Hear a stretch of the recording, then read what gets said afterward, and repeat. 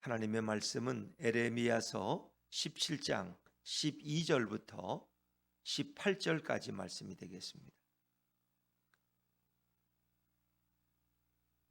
구약성경 1077조 에레미야 17장 12절부터 18절까지 말씀입니다. 저와 여러분이 한 절씩 교독하십니다. 12절부터 18절입니다.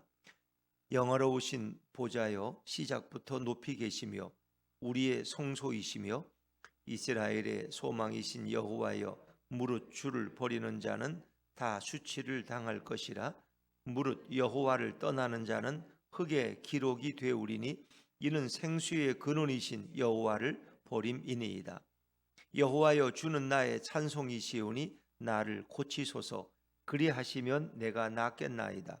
나를 구원하소서. 그리하시면 내가 구원을 얻으리이다. 보라, 그들이 내게 이르기를 여호와의 말씀이 어디 있느냐, 이제 임하게 할지어다 하나이다. 나는 목자의 직분에서 물러가지 아니하고 주를 따라 싸우며 재앙의 날도 내가 원하지 아니하였음을 주께서 아시는 바라. 내 입술에서 나온 것이 주의 목전에 있나이다. 주는 내게 두려움이 되지 마옵소서. 재앙의 날에 주는 나의 피난처시니이다. 나를 18절 같이 읽습니다. 나를 박해하는 자로 치욕을 당하게 하시고 나로 치욕을 당하게 마옵소서. 그들은 놀라게 하시고 나는 놀라게 하지 마옵소서. 재앙의 날을 그들에게 임하게 하시며 배나 되는 멸망으로 그들을 멸하소서. 아멘. 할렐루야. 네, 오늘 이 말씀을 통해서 주님의 은혜와 평강이 우리 모두에게 임하기를 간절히 바랍니다. 에레미야 17장의 앞부분에서는 하나님을 믿고 의지하는 자의 복을 말씀하셨습니다. 하나님을 의지하는 사람은 시냇가에 심기어진 나무처럼 사철 푸르르고 열매를 맺는 사람이다 라고 말씀하셨어요. 자, 그러나 마음이 하나님으로부터 떠난 사람은 마치 사막에 심겨진 떨기나무 같아서 그 소금기 있는 곳에서 수분을 취하지 못하고 결국은 외롭게 살아가는 고통스러운 인생이 된다고 말씀하고 있습니다. 특별히 이스라엘 백성이 그 마음이 하나님을 떠나지 아니하고 하나님을 의지하는 것이 참 복이라고 설명했습니다. 자, 그런 가운데 그들 가운데는 우상을 숭배하면서 우상이 주는 갖가지의 축복을 누리고자 하는 자들이 있어요. 그래서 어제 11절 말씀에는 불의로 치부하는 자는 자고새가 낳지 아니한 알을 품은 같다 그랬습니다. 이 불의를 치부하는 자는 이제 물질을 탐하는 자인데 우상 숭배를 통해서 우상이 내게 줄 물질적인 어떤 그런 탐욕을 채우고자 하는 자들은 마치 자고새와 같다. 자고새는 자기가 낳지 아니한 알을 품는 새예요. 근데 그 남의 자식의 알을 품어봤자 그것이 부화가 되면 결국은 자고새에게 남아있지 않고 그건 떠날 거예요. 그건 내가 잠시 품고 있는 것뿐이지 그건 내 것이 아니라는 거예요. 그건 언젠가 떠나고 말아요. 그러니까 그런 인생은 결국은 중년이 더 비참하고 그리고 마지막에는 어리석은 인생으로 종말을 경험하게 될 것이다. 뭐 그런 얘기예요. 내 것이 되지 않을 것을 품고 있는 자처럼 어리석은 자가 어디 있어요. 그것은 언젠가 내 품을 떠날 것이다. 그러니까 어리석은 자들은 여호와 하나님을 버리고 우상을 숭배하고 우상이 주는 그런 탐욕적인 것들에 마음껏 마음이 기대감이 부풀어 있지만 그것은 너에게 결국 실망만을 주고 말 것이다. 내 것인 줄 알고 품고 있는데 내 것이 아니야. 어느 순간에는 떠나고 만다는 것입니다. 그래서 이스라엘의 어리석음을 에레미야는 노래하면서 오늘 우리가 읽은 이 본문에서는 에레미야 자신의 마음의 갈등, 그래서 우리가 보면 에레미야의 간구라고 나오지만 사실은 에레미야의 애가라는 말이 예전에는 그렇게 표현됐었고, 이 애가라는 말은 에레미야의 심적인 내적 고통, 그의 갈등과 아픔이 묻어나는 그 탄식이고 그런 기도라고 말할 수 있습니다. 기도문의 형식을 가지고 있지만 그런 지금 흔들리고 있고 그리고 흔들리지 아니하는 여호와 하나님의 성전을 바라보면서 그런 자신을 다시 다잡으려고 애쓰는 그런 몸부림을 오늘 우리는 에레미야에게서 발견할 수 있습니다. 자, 나라가 망해가는 시절에 하나님의 말씀을 전했던 에레미야의 고통이 뭐였을까? 자기가 예언은 결국은 우리나라가 완전히 망하는 거예요. 그리고 포로로 끌려가는 거예요. 근데 이제 그것이 진행이 됐지만 1차 침입, 2차 침입이 이제 가운데 있지만은 아직 완전히 성취된 건 아니에요. 그러니까 에레미야를 바라보는 이 대적자들은 에레미야야, 너 말이 거짓말이 아니냐? 넌 우리나라가 망해서 바벨론 포로로 끌려간다 그랬는데 그런 일은 일어나고 있지 않잖아? 하면서 에레미야를 괴롭히는데 이게 너무 안타까운 거예요. 에레미야의 예언이 빨리 이루어지면 좋겠어요? 그 예언이 좀 천천히 이루어지면 좋겠어요? 그 예언이 빨리 이루어지면 나라가 빨리 망하는 거예요. 그 고통이 빨리 경험되어지는 거예요. 빨리 포로로 끌려가는 거예요. 그렇기 때문에 에레미야는 이 예언이 좀 서서히 이루어 달라고. 또 그 가운데 이 백성이 깨닫고 회개하고 돌아오면은 좀 하나님 좀 용서할 여지가 있지 않겠습니까? 하는 그런 거. 이제 그런 가운데서 에레미야는 계속 핍박을 받고 조롱을 받는 거예요. 에레미야, 넌 지금 거짓말 하고 있는 거지? 너가 예언한 대로 이루어지는 게 아니잖아. 이럴 때 에레미야는 뭘 왜 기도하냐는 거예요. 빨리 이 땅에 심판이 임해서 내 말이 사실이라는 걸 증명하는 것이 옳은 것이냐? 아니면 좀 이 예언의 성취가 천천히 이루어져서 이 백성의 고통과 참상을 좀 천천히 보는 것이 더 좋겠느냐? 이게 선지자의 아픔이에요. 그런 내가 원해서 선지자가 된 것도 아니에요. 나는 이 일을 예언하는 것은 너무 괴로운 일이야. 여러분, 자기 동족의 참상과 그 멸망을 예언하고 그것이 성취되기를 기다리는 예언자의 심정은 어떤 것이겠어요, 여러분? 그 에레미야의 자아의 고통과 절규가 묻어 있는 그러나 하나님의 말씀은 땅에 떨어지면 안 돼요. 그 말씀은 이루어지고 성취돼야 돼. 그 말씀은 능력 있는 말씀이 되려면 빨리 그 말씀이 증명처럼 성취가 되어야 돼. 이제 그러려면 어떻게 해야 돼요? 이 고통이 빨리 경험되어져야 돼. 이제 그런 가운 와중에 에레미야에 대한 대적들의 공격은 날마다 더 강도를 더해 갖고 에레미야 자신이 이제는 견딜 수 없는 이런 자리에까지 오게 되었다는 거예요. 거기서 그는 소망의 하나님을 바라보면서 부르짖고 있는 거예요. 자, 우리 12절 말씀을 먼저 읽어보죠. 12절입니다. 12절 시작. 영화로우신 보좌여 시작부터 높이 계시며 우리의 성소이시며. 이제 앞에 11절에서는 이스라엘 백성들이 마치 영원히 품을 수 없는 흔들리는 물질을 품기 위해서 우상 숭배를 섬기고 애썼지만 그건 다 헛된 거예요. 그러나 오늘 12절에 고백되는 영화로우신 보좌여 시작부터 높이 계시며, 이건 태초부터 높이 계셨고 그리고 우리의 영원한 성소가 되시는 그 예루살렘 성전에 임재해 계신 여호와를 가리키는 말이에요. 태초부터 계시고 영광스러운 그 보좌에 계신 여호와여 하면서 그는 흔들리지 않는 그 말씀이 태초부터 마지막까지 반드시 이루어지는 그 하나님을 향해서 오늘 에레미야는 기도하고 탄식하고 있는 거예요. 그를 부르고 있는 거예요. 자, 이어지는 말씀 13절 말씀 13절 말씀 시작. 이스라엘의 소망이신 여호와여 무릇 주를 버리는 자는 다 수치를 당할 것이라. 무릇 여호와를 떠나는 자는 흙에 기록이 되오리니 이는 생수의 근원이신 여호와를 버림이니이다. 아멘. 하나님은 이스라엘의 소망이 됐어요. 지금 어떤 상황에 있든지 인간에게 소망이 되신 분은 여호와예요. 하나님만이 우리의 삶을 새롭게 하실 수 있는 분이고 우리가 끝까지 바라보고 붙들어야 될 대상은 바로 여호와 하나님이에요. 그 하나님을 이스라엘 백성은 점점 떠나고 있고 그러나 에레미야는 그 소망이신 하나님을 더 굳게 붙들고 그분께 기도하고 있는 것입니다. 자, 어리석은 이스라엘 백성들은 지금 어떻게 해요? 주를 버리고 있어요. 결국 무릇 여호와를 버리는 사람들은 다 수치를 당할 거예요.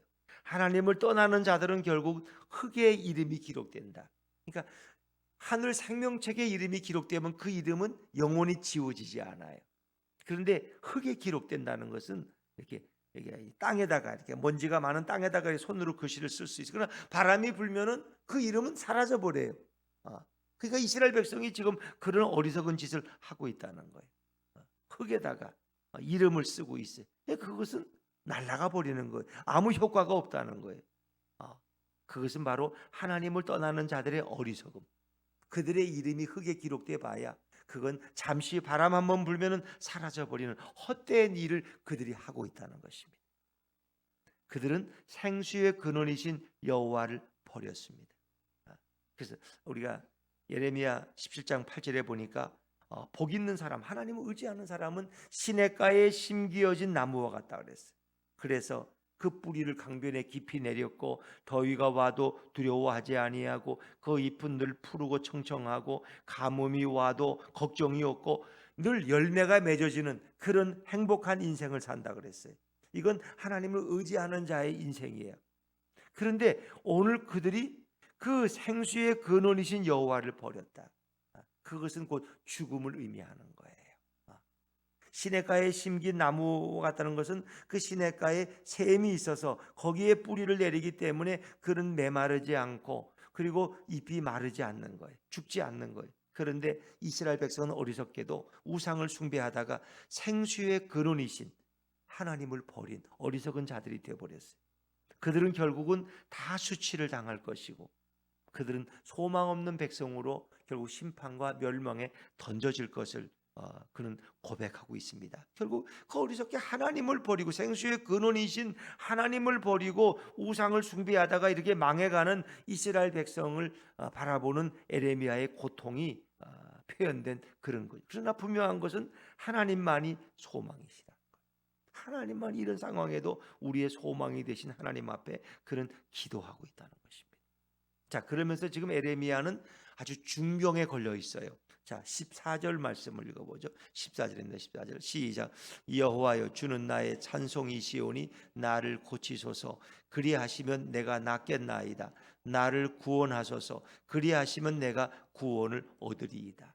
오히려 지금 에레미야 자신이 치료가 필요하고 구원이 필요한 존재야. 이 이스라엘 백성보다 에레미야가 지금 더 많은 고통을 겪고 있어요. 자, 왜 그랬을까? 자, 우리 앞부분에 15장 18절 한 장만 다시 앞으로 넘기셔서 15장 18절을 한번 찾아보세요. 에레미야의 고백이 있는데 에레미야 15장 18절입니다. 앞으로 한 장만 넘기면 되죠. 시작. 나의 고통이 계속하며 상처가 중하여 낫지 아니함은 어찌 됨이니이까. 주께서는 내게 대하여 물이 말라서 속이는 신에 같으시리이까. 나의 고통이 계속, 에레미야의 고통은 이루 말할 수 없어요. 그 상처가 너무 중해서 치료가 되질 않아요. 그 마음에 영적인 질병을 앓고 있어요. 그는 지금 자기 동족을 향해서 저주를 선포해야 되고 그리고 그 예언이 이루어지기를 그는 간절히 기다리고 있어요. 그의 마음은 아플 수밖에 없어요. 그런 대적에게서 한시도 고통에서 벗어날 수가 없어요. 그리고 마치 하나님은 예언은 하라 그랬고 빨리 이루어지지도 않는데 마치 물이 없으면서 시내 물이 흘러가는 것처럼 와디처럼 꼭 하나님이 나를 속이는 것 같아. 속이는 이스라엘의 와디라고 하는 것은 비가 오면은 물이 흘러서 내까지만은 비만 멈추면 그것은 그냥 물이 없어요. 그러니까 속이는 내천과 같은 게 와디라고 하는, 하나님이 그런 것처럼 나를 속이는 거 아닙니까? 내가 지금 조롱을 당하는 것 같은 느낌에서 그렇게 표현하고 있는데 14절 다시 에레미야 17장 14절 돌아와서 주님은 내 찬송을 받으실 분입니다. 나를 고쳐주십시오. 여호와 라파라는 얘기, 나를 고쳐달라는 거예요. 또 나를 구원해 달라는 거예요. 왜 선지자가 자기의 질병이 위해서 기도해야 되고 왜 자신의 구원을 위해서 간구해야 될까? 자신은 대적에게 지금 언제 죽을지 모르는 생명이 촌각에 이른 그런 위험한 하루하루 시간을 보내고 있다는 것입니다. 그러면서 그의 마음은 아주 중한 병이 들어서 누구도 치료할 수 없는 병이 들려 있다는 거예요. 그래, 그 갈등이 이루 말할 수 없다는 거예요. 그래서 하나님께 그는 자기의 치료를 위해서 자기의 구원을 위해서 먼저 기도해요. 자, 그러면서 이제 그들이 나에게 뭐라고 조롱하는지 아십니까? 이제 그 말씀이 15절 말씀입니다. 15절 말씀. 15절 읽어보죠. 시작. 보라, 그들이 내게 이르기를 여호와의 말씀이 어디 있느냐? 이제 임하게 할지어다 하나이다. 여호와의 말씀이, 너가 뭐 우리 망한 다음에 북방에서 뭐 외적이 쳐들어와서 우리 다 씩쓸어 간 다음에 너가 그렇게 예언했지? 그 말씀 왜 안 이루어지는 거야? 너 말씀이 거짓말이잖아. 너가 지어낸 얘기지. 이렇게 그들이 내게 이래. 그들이라는 것은 자기를 향한 핍박자들, 대적자들이에요. 예레미야를 핍박하는 자들은 이렇게 하나님을 조롱하고 자기를 조롱해. 여호와의 말씀이 어디 있느냐? 왜 하나님의 말씀이 왜 이루어지지 않느냐? 그 말씀이 이루어졌으면 벌써 우리가 망하고 죽었을 텐데, 포로로 끌려갔을 텐데 왜 이러고 있는 거야? 하면서 이제 임하게 할지어다 하나이다. 이것은 그들이 조롱하면서 그래 빨리 네 예언이 이루어져 달라고 하나님 앞에 좀 기도해봐. 하나님이 너 기도 안 들으시냐? 이런 얘기예요. 여호와의 말씀이 어디 있느냐? 이제 임하게 할지어다 하나이다. 이 고통을 어찌 내가 참을 수 있겠습니까? 저들은 나를 조롱하고 하나님의 말씀은 다 거짓된 말씀을 전했다 그러고, 그럼 그 말씀이 좀 빨리 임하도록 너가 좀 기도해 보라고 오히려 그러고 있는데 자신은 너무 괴로운 거예요. 그래서 그는 16절에 이렇게 고백하죠. 자, 16절 말씀 넘어갑니다. 16절 시작. 나는 목자의 직분에서 물러가지 아니하고 주를 따라 싸우며 재앙의 날도 내가 원하지 아니하였음을 주께서 아시는 바라. 내 입술에서 나온 것이 주의 목전에 있나이다. 이런 고통 가운데서도 에레미야는 그 목자의 직분은 예언자의 자리예요. 자신이 원래 목자라는 건 이제 한 나라의 왕들이나 지도자를 말하는데, 여기서는 에레미야가 지금 영적인 지도자로서의 사명을 감당하기 때문에 나는 그래도 이 예언자의 직분에서 물러가지 않고 지금까지 지탱하고 버티고 있습니다. 주를 따라왔는데 사실은 재앙의 날도 내가 원하지 아니하였음을 주께서 아시는 바라. 나는 이 백성에게 이런 재앙이 심판이 임하기를 원한 적이 한 번도 없습니다. 오히려 하나님의 말씀이 이루어지지 않기를 나는 바라고 있습니다. 나는 이걸 원해서 내가 예언하는 것이 아닙니다. 그 말이 내 입술에서 나온 것이 주님은 아시지 않습니까? 주께서 아시지 않습니까? 나는 재앙을 원한 적도 없습니다. 근데 저 백성은 이 예언이 왜 빨리 이루어지지 않느냐고 나를 재촉하고 조롱하고 핍박하고 있는데 내가 어떻게 하면 좋냐? 예수님이 십자가에 달리셨을 때 고통당하고 이제 지나가는 제사장들이 뭐라 그랬어요? 너가 남은 구원하였을 때 너 자신은 구원하지 못하는구나. 너가 남들은 뭐 구원한다고 병들린 사람 병을 치료했다 그러고 뭐 내가 천국으로 인도한다 그래 놓고 왜 너 자신을 구원하지 못하느냐? 너가 십자가에서 한번 내려와 봐라. 그럼 우리가 너를 믿겠다 말이야. 너를 섬기겠다. 이렇게 조롱하는. 그 예수님의 심정이 어떤 심정이었을까? 내가 지금 십자가에 내려갈 능력이 없어서 내려가지 못하는 게 아니에요. 이 백성을 죄에서 구원하기 위해서 구원을 완성하기 위해서 나는 지금 이 고통을 참고 있는데 저들은 오히려 반대로 십자가에서 내려오라는 거예요. 네 능력으로. 너 스스로 한번 구원해 봐라. 그럼 우리가 너를 믿겠다는 거예요. 이 에레미야가 당했던 고통이나 예수님이 당했던 조롱의 저주는 거반 비슷한 거예요. 그렇다고 에레미야는 이런 예언을 하면서도 이 백성에게 재앙의 날이 빨리 오게 달라고 그렇게 원한 거 아니에요. 그건 주님께서 너무나 잘 아십니다. 그런데 이 백성은 내게 대해서 조롱을 하면서 그 말씀이 빨리 임하게 해달라고 네가 기도하지 왜 하나님의 말씀이 이루어지지 않느냐고 나를 오히려 조롱하고 있는데 내가 이거 어찌하면 좋습니까? 이러지도 못하고 저러지도 못하고 이 사이에 껴가지고 백성은 자기를 죽이려고 하고 자기를 원수처럼 여기고 핍박을 하는데 이게 하루 이틀이지 이게 몇 년 동안 지속되니까 에레미야는 너무 고통스러워서 그는 하나님 앞에 탄식하면서 기도하는 거예요. 그래서 이 탄식의 노래, 탄식의 기도 이것을 애가 슬픈 노래다 이렇게 부르는 거예요. 에레미야의 간구 또 에레미야의 애가라고 이렇게 부르는 거죠. 뭐 우리의 삶에도 이런 이러지도 저러지도 못하는 이런 이중적인 고통이 찾아올 수 있죠. 그것은 결국 소망이신 하나님을 바라보고 우리는 그 시간을 이겨내야 되고 인내해야 되고 참아내는 수밖에 없는 것이죠. 근데 하나님의 말씀은 살아계신 말씀이기 때문에 그 말씀은 반드시 이루어진다는 것입니다. 그 말씀이 그러니까 이런 에레미야의 기도, 이런 에레미야를 향한 조롱이 뭐 있은지 사실 얼마 안 돼서 이 말씀은 다 성취돼요. 근데 어리석은 백성들은 자기 내일 죽을 것도 모르고 에레미야를 살아서 입이 살아있다고 조롱하고 있는. 에레미야는 이 참담함을 가지고 이러지도 저러지도 못하는 재앙의 날도 내가 원하지 아니하였습니다. 나는 이 심판을 내가 원한 게 아닙니다. 주님이 내게 강제로 떠밀으니까 내가 이렇게 와서 이 백성을 향한 재앙을 선포하지만 난 너무 괴롭습니다. 너무 힘들다는 거예요. 자, 그래서 에레미야는 이제 뭐를 위해 기도해요? 주님만이 나의 보호자가 되시고 주님만이 나의 후원자가 후견인이 될 수 있다고. 내가 너무 두렵습니다. 내가 너무 괴롭습니다. 이 재앙의 날에 주님이 나의 보호자가 되게 해달라고는 그렇게 기도하고 있죠. 자, 17절 말씀으로 넘어가요. 17절입니다. 17절 시작. 주는 내게 두려움이 되지 마옵소서. 재앙의 날에 주는 나의 피난처이시니이다. 사실은 다가오는 재앙의 날은 이제 바벨론을 통해서 이스라엘이 완전히 망하는 날이죠. 그 날을 생각하면 에레미야 자신도 두려워. 자신도 그 역사 속에 있는데 자신이라고 재앙을 피해갈 수 있겠어요? 내가 예언한 것이지만 나도 그 고통 가운데. 대한민국에 전쟁이 떨어지고 북한에서 핵을 쏘면은 뭐 누구는 안전하겠어요? 다 그 위험 가운데 있는 거지. 그 에레미야에게도 큰 두려움이. 재앙의 날에 주는 나의 피난처시니이다. 에레미야는 그런 가운데서도 하나님만이 나의 보호자가 되시고 하나님만이 나의 의지할 대상이 되심을 그가 고백하고 있는 거죠.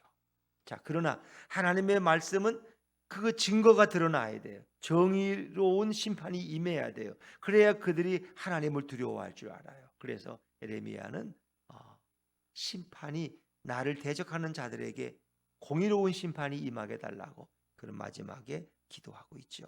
자, 18절 말씀입니다. 18절 시작. 나를 박해하는 자로 치욕을 당하게 하시고 나로 치욕을 당하게 마옵소서. 그들은 놀라게 하시고 나는 놀라게 하지 마시옵소서. 재앙의 날을 그들에게 임하게 하시며 배나 되는 멸망으로 그들을 멸하소서. 대개 이제 이것은 우리가 생각해 어떻게 선지자가 이렇게 자기 대적자들이라고 할지라도 어떻게 그들에게 갑절의 심판을 임하게 해달라고 배나 되는 멸망으로 그들을 멸해달라고 기도할 수 있는가 생각할 수 있지만 대부분 이런 시편의 기도나 이런 예언서의 탄식들은 대개 이런 전형적인 형식을 가지고 있습니다. 자신들이 너무 힘드니까 하나님의 공의가 이 땅에 드러나게 해달라는. 그렇다면 악인들이 심판을 받아야지 하나님이 의롭다는 걸 그들이 알아요. 악인들이 심판받지 않으면 누가 하나님을 믿겠어요? 하나님은 뭐 말만 뻔드름하게 심판한다 그래 놓고 심판도 안 하고 뭐 하나님이 너무 물른 거 아니야? 그 하나님이 진짜 있기나 해? 이렇게 생각해. 그러기 위해서 하나님의 심판은 엄격해야 돼. 하나님은 죄에 대해서 용납하실 수 없어요. 물론 하나님은 자비하신 하나님이지만은 하나님의 공의의 맷돌은 아주 정확하게 돌아가야 돼요. 그래서 그는 하나님의 하나님 되심을 드러내기 위해서도 이 땅에 진정한 구원을 위해서도 하나님은 그 심판을 공의롭게 행해야 된다고. 그래서 이런 것이 되게 선지자들의 기도문, 전형적인 기도문이고 시인들의 전형적인 기도문이에요. 그것이 뭐 막 이렇게 상대를 저주하는 그런 의미가 아니라 하나님의 공의를 보여달라는 그런 공의로운 기도로 여러분이 이해하시면 되세요. 근데 이제 예수님의 기도는 좀 다르죠. 나를 십자가에 못 박는 저들은 무슨 일을 하는지 모릅니다. 저들을 용서해 달라고 예수님은 기도하시죠. 이제 그것이 예수님의 기도와 선지자들의 기도의 차이예요. 차이. 예수님은 자신을 십자가에 못 박는 자들까지도 용서해 달라고 하나님 앞에 기도하시죠. 자, 그러나 하던 에레미야는 이 내적인 절망과 고통 가운데서 오히려 박해하는 자들은 치욕을 당하지만 나는 치욕을 당하게 하지 마옵소서. 그들은 이 재앙의 날이 임할 때 놀랄 것이지만 나는 놀라게 하지 마시옵소서. 그것은 하나의 인간적인 에레미야가 신이 아니잖아요. 사람이기 때문에 그런 가운데서도 당신의 종을 보호해 달라는 보호와 간구의 기도로 여러분이 이해하시면 되겠습니다. 그러나 에레미야라는 사람은 정말 그런 가운데 얼마나 많은 무거운 짐을 지고 그가 그 예언의 활동을 감당했을까. 그리고 나라가 다 망했고 그는 결국은 나중에는 애굽으로 그가 끌려가요. 애굽으로. 그리고 애굽에서 순교당합니다. 에레미야의 심정 참 어떤 것일까? 그는 아마 그 자신의 마지막 최후를 알았을 거예요. 그렇기 때문에 그는 하나님의 자비와 긍휼과 보호를 더 위해서 기도하는 그런 인간적인 인간으로서의 에레미야의 모습을 보게 됩니다. 어찌 보면 하나님의 사명을 감당하는 사람들은 이런 고통이 따라올 수 있다는 것입니다. 그러니까 늘 주님의 일을 하고 하나님의 사명을 감당하는 사람들은 이런 이중적인 고통이 따라올 수 있어요. 그런 가운데서도 어떻게 해야 돼요? 흔들리지 아니하시는 여호와의 보좌를 바라보고 소망이신 하나님 앞에 그들은 기도해야 돼요. 또 그 사명자의 자리에서 뒤로 물러가거나 후퇴해서는 안 될 것입니다. 끝까지 에레미야는 그 사명을 감당. 에레미야가 만약에 이렇게 예언 활동하다가 하나님 나 못하겠다고 하고 나 자빠지면 어떡할 거예요? 그러나 에레미야는 그 사명을 끝까지 뒤로 후퇴하지 아니하고 물러가지 아니하고 끝까지 감당해요. 그러나 그런 인간이기 때문에 그 연약함 때문에 하나님 앞에 탄식하면서 눈물의 호소를 돌리고 있습니다. 우리는 예레미야의 심정 속에서 예수님이 가졌던 인간적인 갈등도 우리가 느낄 수가 있는 것이죠. 그래서 겟세마네 동산에서도 예수님께서는 잠시지만은 할 수만 있으면 이 고난의 잔을 내게서 멀리 해달라고, 내가 이 고난의 잔을 먹지 않게 해달라고 기도하시죠. 그러나 그는 또다시 내 원대로 마옵시고 아버지의 뜻대로 해달라고 기도해요. 우리도 인간적으로 가질 수 있는 그런 게 있어요. 그러나 우리는 하나님 앞에 주님, 제 소원이 아니라 주님의 뜻대로 이루어 주옵소서 이렇게 기도해야 돼. 이게 하나님의 사람이고 이게 사명자의 길이에요. 내 편한 대로, 내가 좋은 대로가 아니라 나는 원치 않지만 주님의 뜻을 이루어 주십시오. 내가 주님의 뜻에 순종하는 성도가 되게 해 주십시오. 이렇게 우리는 기도해야 돼요. 우리는 주님의 뜻을 이루게 존재하는 것이 내 뜻을 이루기 위해서 우리는 존재하는 게 아니에요. 내 영광을 위해서가 아니라 우리는 하나님의 영광을 위해서 오늘도 기도하고 성도의 삶을 걸어가는 것입니다. 나의 편리, 나의 행복, 나의 욕망의 성취가 아니라 주님의 뜻을 이루기 위해서 오늘도 에레미야처럼 예수님이 가셨던 그 길처럼 오늘도 그 제자의 길을, 그 믿음의 길을 오늘도 뚜벅뚜벅 주님과 함께 걸어갈 수 있는 우리 모두가 되시기를 주의 이름으로 축원합니다.